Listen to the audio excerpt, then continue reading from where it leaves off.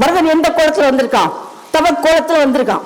இப்ப ராமன் சொல்கிறான், பரதன் துஞ்சினான், வையம் ஆணையால் சரதம் நின்னதே, மகுடம் தாங்கலாய், விரத வேடம் நீ என் கொள் மேவினாய், பரத கூறு என்று பரிந்து கூறினான் என்று சொல்லுகிறார். ஏற்கனவே தந்தை இறந்து போயாச்சு, அவருடைய ஆணையால ஆட்சி உனக்குத்தான். ஆனால் நீ மகுடத்தை சூடிக்கொள்ளாமல் இப்படி தவக்கோலம் கொண்டு வந்திருக்கிறாயே, என்ன காரணம் என்று ராமன் கேட்க பரதன் என்ன சொன்னான் தெரியுமா? தந்தையும் தீங்கிழைத்தார், தாயும் தீங்கிழைத்தார். எனவே அந்த இருவருடைய தீமையும் அகற்றிவிட்டு நீ வந்து ஆட்சியை மேற்கொள்ள வேண்டும் என்று ராமனை அழைத்தான் பரதன். ஆனால் ராமன் இசையவில்லை.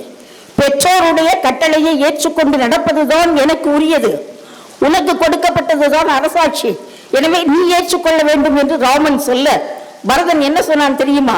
இந்த ஆட்சி எனக்கு உரியது என்றால் நான் அதை உனக்கு தருகிறேன், நீ ஆள் என்று சொல்லுகிறான். இன்னைக்கு பதவி வேண்டும் வேண்டும் என்று போட்டியிடுகிற இந்த காலகட்டத்தில் பதவி வேண்டாம் வேண்டாம் என்று விட்டு கொடுப்பவர்கள் இந்த ராமனும் பரதனும் என்று பார்க்கிறோம். கடைசியில் ராமன் சொன்னா, எனக்குரியதுன்னு சொல்லிட்டோம் இல்லையா? அப்படியானால் எனக்குரியதை நான் இப்போது உனக்கு தருகிறேன், நீ இதை ஆள வேண்டும், 14 ஆண்டுகள் நீ இதை ஆள வேண்டும் என்று சொன்னவுடனே பரதன் சொன்னான், 14 ஆண்டுகள் நான் இந்த அரசாட்சியை மேற்கொள்கிறேன். ஆனால் 14 ஆண்டுகளில் வரவில்லை என்று சொன்னால் நிச்சயமாக நான் எரியிலே புகுந்து உயிரை மாய்த்துக் கொள்வேன், இது உன் மீது ஆணை என்று சொன்னான்.